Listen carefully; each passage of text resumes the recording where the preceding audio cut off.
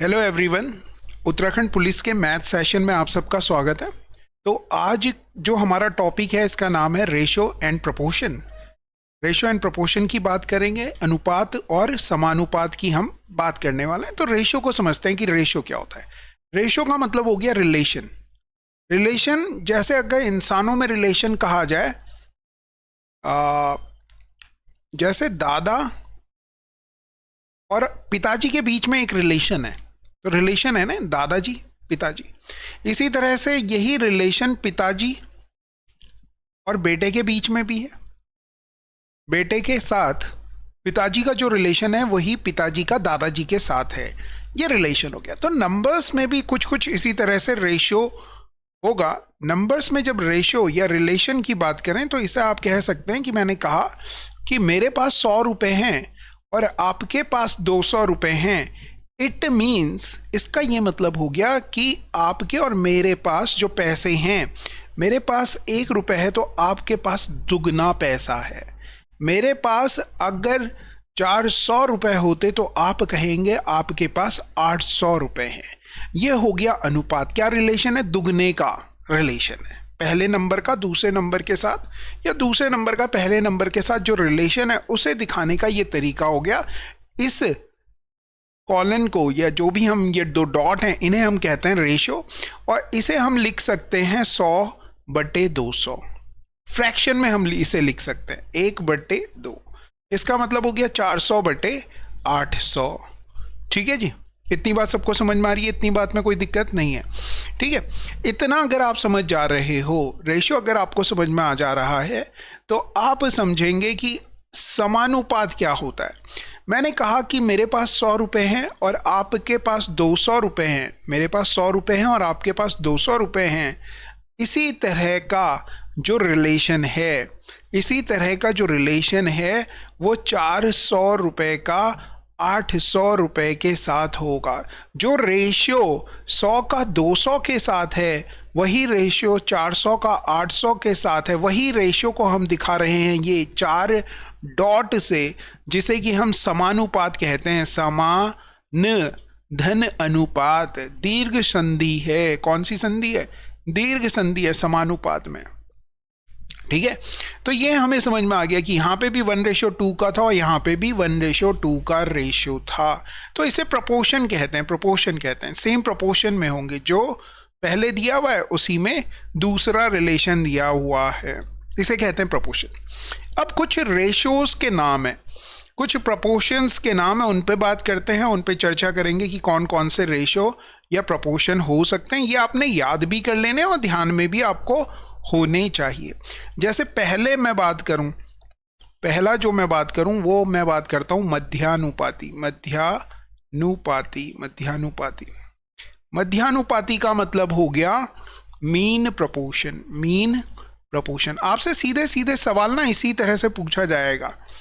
क्या सवाल पूछेगा? समझो, आपको देगा एक रेशो A/B दिया है और कहेगा आपसे इस रेशो का मध्यानुपाती बता दो। मध्यानुपाती का मतलब हो गया मीन प्रोपोर्शन। जो मीन प्रोपोर्शन होगा वो इनके बीच में होगा। मीन नाम से ही मालूम चल रहा है, मध्य से ही मालूम चल रहा है। तो आप कहेंगे A, इनके बीच का कोई नंबर ले लेते हैं जिसे कि मैं x कह दूं। A का x के साथ जो रेशियो है वही x का B के साथ होगा।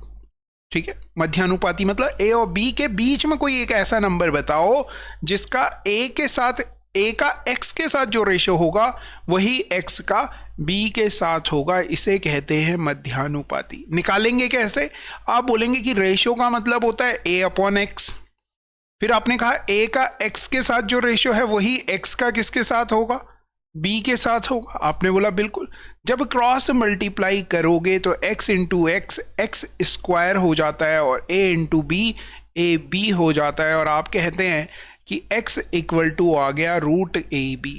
तो ये आपने याद रखना है, ये आपने याद रखना है कि अगर आपसे एक रेशियो A/B का मध्यानुपाती बोलेगा तो आप कैसे निकाल देंगे? आप सीधे ये वाली लाइन कहेंगे कि x इक्वल टू √AB होता है। ये यहाँ ऐसे याद कर लो, या तो इसे आगे बात समझ में क्लियर हो गया?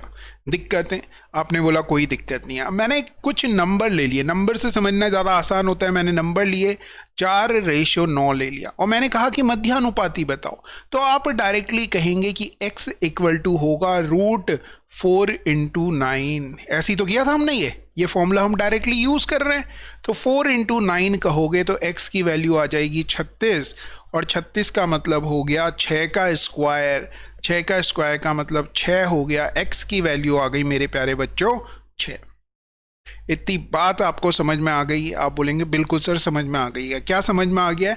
कि मध्यानुपाती होता क्या है। क्वेश्चन में डायरेक्टली यही पूछेगा रेशियो एंड प्रोपोर्शन में कि मध्यानुपाती बताओ। प्रोपोर्शन के बारे में बात कर रहे हैं, मध्यानुपाती हमें साफ साफ समझ में आ रहा है कि बीच का एक रेशियो होता है।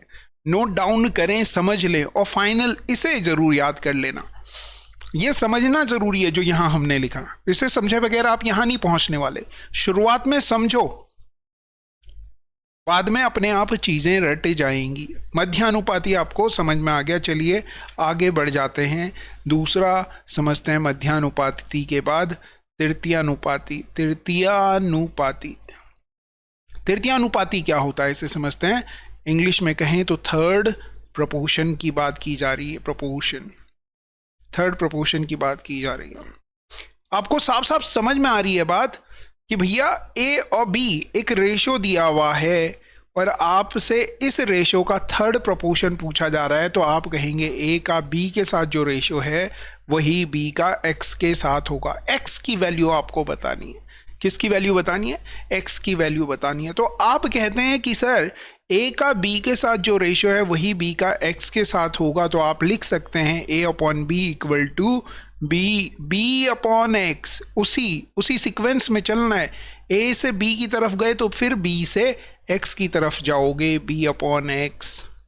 आगे बात समझ में? आपने बोला बिल्कुल समझ में आ गई, तो आप फिर क्रॉस मल्टीप्लाई करोगे। एक्स की वैल्यू चाहिए आपको, एक्स इधर लेके जाओगे तो एक्स इधर आ गया, b × b स्क्वायर होता है और ये a नीचे आ जाएगा तो ये हो जाएगा x इक्वल टू b²/a हो जाएगा। आगे बात समझ में? तीसरे पॉइंट पे आएगा ये, तीसरे पे। मध्यानुपाती बीच में आता है, थर्ड प्रोपोर्शन तीसरे नंबर पे आता है। आ गई? ऐसे ही अगर मैं कोई नंबर ले दूं, मैं आपसे कहूं कि 4 और 6 है, इसका तृतीयानुपाती बताओ, तो आप कहेंगे ये a है ये b है, तो b² बोले तो b²/a बराबर x होता है थर्ड प्रोपोर्शन के लिए। b² 36 है, 36/4, 4 से ये कट जाएगा, 9 आ जाएगा। तो आप कहेंगे जो x की वैल्यू हो जाएगी वो 9 हो जाएगी। आई होप आपको ये समझ में आ गया हो। याद क्या करना है? तृतीयानुपाती ये फॉर्मूला याद कर लो। ये समझना जरूरी है। अगर ये समझोगे, समझना जरूरी है, ये समझोगे तो ये चीजें याद रह जाएंगी। समझोगे नहीं, डायरेक्टली याद करोगे तो गड़बड़ हो सकती है। तृतीयानुपाती के बाद अब आपको थोड़ी थोड़ी चीजें समझ में आने लगी होंगी। तीसरा देखो जी, चतुर्थानुपाती। चतुर्थानुपाती क्या कहता है? चतुर्थानुपाती फोर्थ प्रोपोर्शन। तो आप कहेंगे 3 दिए हुए होंगे और किसके बारे में बात कर रहे होंगे? तो आप कहेंगे चौथे के बारे में बात कर रहे होंगे। तो रेशो दिया हुआ है a/b/c आपको दिया हुआ है, ये रेशो गिवन होगा और चौथा पूछ रहा होगा, क्योंकि फोर्थ प्रोपोर्शन की बात कर रहा है। 3 ऑलरेडी हैं हमारे पास, चौथे को लेके आओ, चौथे के बारे में बात कीजिए। तो आप कहेंगे a/b/c/x। जो भी हम निकाल रहे हैं ना उसे हम x कह रहे हैं। हम, अगर आप मेरी प्यारी बात समझो तो हम एक ही काम कर रहे हैं, हम x को वापस लेके आ रहे हैं। पहले वाले में मध्यानुपाती में x बीच में थी, है ना? यहां से फिर से समझने की कोशिश करो। मध्यानुपाती में x बीच में थी, बीच में लेके आए x को। थर्ड प्रोपोर्शन में x को तीसरे नंबर पे लेके आए, और जब हम चतुर्थानुपाती की बात कर रहे हैं तो x को चौथे नंबर पे डाल दिया है। सारा का सारा खेल x को लाने का है। रिलेशन कैसे होगा? जहां पे वो जिस पोजीशन पे उस हिसाब से उसका रेशो होगा। फिर आपने कहना है a का b के साथ जो रेशो है वही c का x के साथ होगा। जिसका रेशो दिया हुआ, तो आपने कहा a/b बराबर c/x।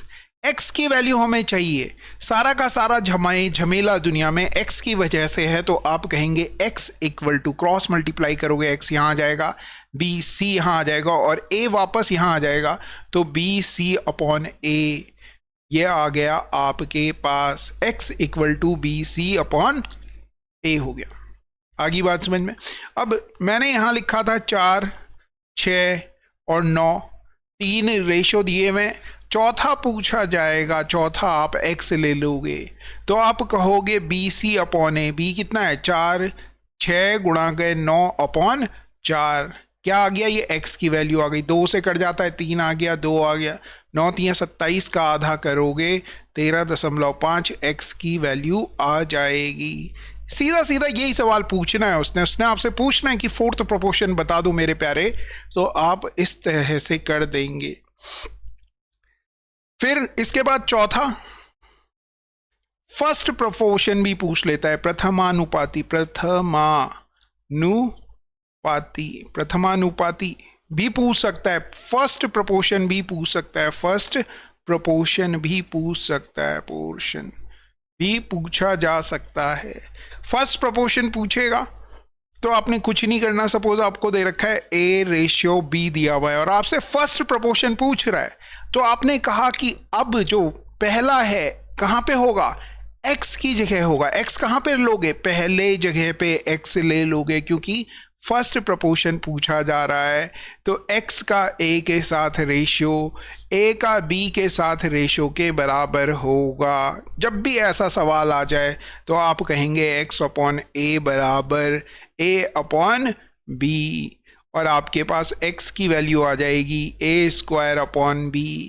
ठीक है, तो बस आपने जो भी वो पोजीशन आपसे कह रहा है उस पोजीशन पे आपने इस वैल्यू को निकाल लेना है। अगला देखो जी, पांचवे में क्या होगा भैया, कंपाउंड रेशियो, कंपाउंड रेशियो की बात करता है। कंपाउंड रेशियो क्या होता है भैया, हिंदी में इसे कहते हैं मिश्रानुपात। मिश्रानुपात, दीर्घ संधि ही लग रही है यहाँ पे भी, आप बोलेंगे बिल्कुल सर दीर्घ संधि लग रही है। क्या होगा, जैसे नाम से ही मालूम चल रहा है, मिश्र करना है, मिला देना है। 2 रेशो दिए हुए होंगे, A/B देगा और C/D देगा या 3/B देगा। तो आपसे जब इनका कंपाउंड पूछा जाएगा तो आप कहेंगे A/C/B/D, बस इतना सा है। आपको एक रेशो देगा, ये एक रेशो देगा, ये दोनों को मिला करके बता देना है। मिलाना कैसे, पहले वाले की पहले वाले में गुणा करनी है, AC आ गया, दूसरे वाले की दूसरे वाले में गुणा करनी है, BD आ गया। तो AC/BD आपका क्या हो जाएगा, कंपाउंड रेशियो हो जाएगा। किसका कंपाउंड रेशियो हो जाएगा, इन दोनों रेशियो को मिला लेना। अगर आपसे तीसरा भी दे देता, A/B देता, C/D देता, E/F देता और आपसे मिश्रानुपात कहता, तो आप कहते ACE/BDF होगा, ACE/BDF होगा। ये क्या है, मिश्रानुपात है, कंपाउंड रेशियो है। बस इतना सा ही आपने इसमें करना है। पांचवे के बाद देखो छठा होता है जी डुप्लीकेट रेशियो। डुप्लीकेट रेशियो या वर्गानुपात नाम से ही पता लग रहा है। आपको एक रेशियो दिया हुआ है, A/B गिवन था और आपसे पूछा जा रहा है कि इसका क्या बता दो, वर्गानुपात बता दो, डुप्लीकेट रेशियो बता दो। तो नाम से ही मालूम चल रहा है कि क्या करोगे, वर्ग कर दोगे, A/, और B/, B का पावर 2, A का पावर 2 और B की पावर 2। सपोज आपको एक रेशियो दिया हुआ होता 2/3 और आपसे कहता कि इसका डुप्लीकेट रेशियो बताओ, तो 2 का स्क्वायर रेशियो 3 का स्क्वायर, 2 का स्क्वायर 4 होता है और 3 का स्क्वायर 9 आंसर हो जाता। आ गई बात समझ में। तो ये चीजें पता होनी चाहिए। जैसे हमें पता होता है ना, आपके मोहल्ले में जाके मैं कहूं कि चुन्नू का बच्चा कौन है और आपको चुन्नू ही नहीं पता, तो बच्चा कहां से ढूंढ के लाओगे। तो क्वेश्चन भी इसी तरह से आएंगे इसके। साफ साफ कहेगा कि ये बता दो, जिस बच्चे को पता ही नहीं होगा चुन्नू कौन है, तो वो बच्चा कहां से लेके आएगा चुन्नू का। डुप्लीकेट रेशियो आ गया। इसी के साथ अगर आप देखें ट्रिप्लीकेट रेशियो भी याद करो भैया, ट्रिप्लीकेट रेशियो, ट्रिप्लीकेट रेशियो भी याद करें। इसे बोलते हैं घनानुपात, घनानुपात, घन कर रहे हैं, घन कर रहे हैं। आपको ए रेशियो बी दिया हुआ, इसका क्या पूछा जा रहा है, ट्रिप्लीकेट रेशियो पूछा जा रहा है, तो आप कहेंगे ए की घात 3 रेशियो बी की घात 3। बस इतना सही है इसमें। इसके बाद आ गया भैया सब डुप्लीकेट रेशियो। सब डुप्लीकेट रेशियो, सब डुप्लीकेट रेशियो क्या करता है, तो भैया आपको दे रखा होगा ए रेशियो बी और आपसे इसका सब डुप्लीकेट रेशियो पूछा जाएगा, आपसे इसका सब डुप्लीकेट रेशियो पूछा जाएगा, तो आप कहेंगे square root A ratio square root B. उल्टा हो रहा है, उल्टा हो रहा है। किसका वर्ग है ये ए और किसका वर्ग है ये बी, ये बताना है। सब ट्रिप्लीकेट रेशियो, सब ट्रिप्लीकेट, सब ट्रिप्लीकेट रेशियो क्या होगा, तो आप कहेंगे ए और रेशियो बी दिया हुआ था, इसका सब ट्रिप्लीकेट रेशियो बोले तो क्यूब रूट ए, क्यूब रूट ए बोले तो घनमूल निकालना है और क्यूब रूट बी होगा।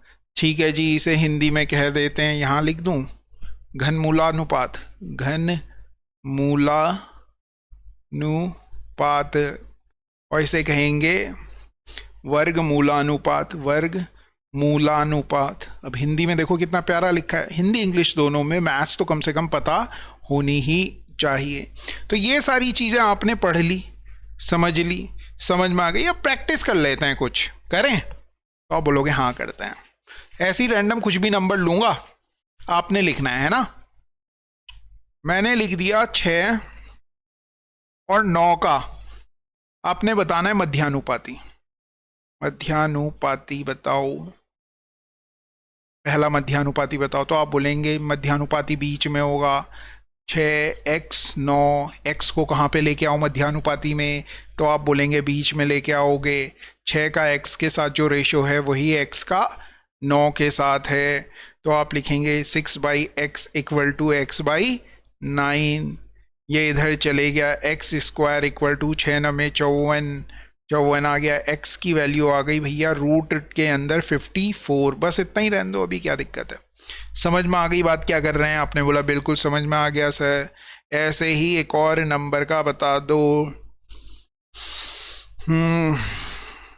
बताना चाहेंगे, तो आपने बोला हाँ 25 और 36 का मध्यानुपाती बताइए, मध्यानुपाती बताइए, मध्यानुपाती बताइए 25 और 36 का।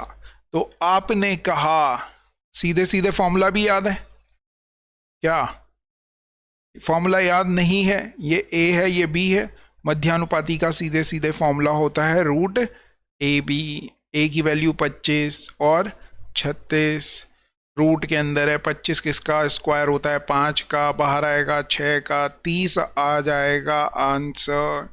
समझ में आ गई बात, आपने बोला हाँ। ऐसे ही अब होमवर्क ले एक मध्यानुपाती पूछ लेता हूँ। ए और बी का जो रेशियो दे रखा है 3 और 12 दे रखा है, 3 और 12 दे रखा है, आपको मध्यानुपाती बताना है। मध्यानुपाती बताइए, मध्यानुपाती बताओ, बताओ, ठीक है, इसका मध्यानुपाती बताओ। ऐसे ही इसी का क्या बताओ, तृतीयानुपाती बताओ। तृतीयानुपाती बोले तो थर्ड प्रोपोर्शन भी बताओ। तृतीयानुपाती निकल जाएगा तो फिर चतुर्थानुपाती बताना, बता दोगे, तो आपने बोला बिल्कुल बता देंगे। और कमेंट जरूर करना, थर्ड प्रोपोर्शन को टी से डिनोट करना, फोर्थ प्रोपोर्शन को एफ से डिनोट करना, मध्यानुपाती को एम से डिनोट करना, और आंसर कमेंट जरूर करना, ठीक है। तो आज के लिए रेशियो एंड प्रोपोर्शन में इतना ही करते हैं। देखो हमने क्या क्या समझा, रेशियो एंड प्रोपोर्शन का बहुत ही बेसिक सा कॉन्सेप्ट हमने समझा। कल इस पे बेस्ड क्वेश्चन करेंगे। ये वाला जो पार्ट हमने किया है ना, सीधे सीधे होता है कि रामू की माँ का नाम क्या है, तो रामू की माँ का नाम नहीं पता है तो नहीं पता होगा भाई, शामू के बापू का नाम क्या है? पता है तो पता है, नहीं पता है तो नहीं पता होगा। ये मैथ्स का वो वाला पोर्शन है जो आपने याद कर लेना है। जो जो चीज़ें जैसे जैसे मैंने बताई वैसे ही कर लो। सीधे सीधे सवाल आएंगे, सीधे सीधे आपने उन्हें कर देना है। ठीक है, कल करेंगे इन पे based question, ratio and proportion के, और कॉन्सेप्ट को भी समझेंगे। इसे अच्छा करना है क्योंकि पूरी की पूरी मैथ्स की जो फाउंडेशन है वो रेशियो एंड प्रोपोर्शन से ही है। चलो फिर ठीक है, thank you very much. Like comment share करो और करते रहो, पढ़ते रहो। रेगुलरिटी से ही रिजल्ट आना है, ये वाली बात हमेशा दिमाग में रखना। Thank you very much. कल मुलाकात होती है कुछ और रेशियो एंड प्रोपोर्शन के नए कॉन्सेप्ट के साथ। Thank you.